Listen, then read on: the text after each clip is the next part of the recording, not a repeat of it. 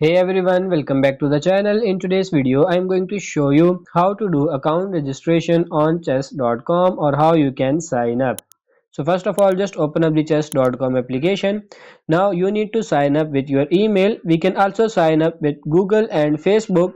That is, if you tap on continue with Google, continue with Facebook, this will get you logged in or have your account created through Google details or Facebook details. By here we are going to go with the email process. So tap on this get started. So first thing you need to do is provide your email address and then tap on continue.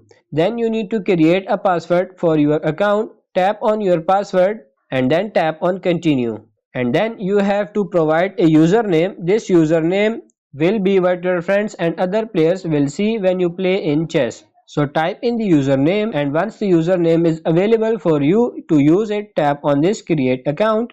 Now what is your chess skill level? You need to choose the option from these. There are four options: new to chess, beginner, intermediate and advanced. If you are familiar, you can tap on beginner.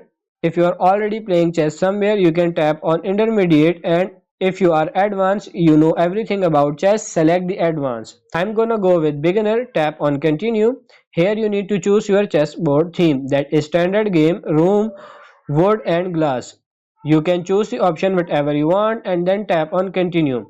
In chess you can connect with your friends to play chess. There you can go by searching contact, Facebook, find friends, or you can also send an invite to your friends to different social media platform to get connected to play chess. I'm going for this later.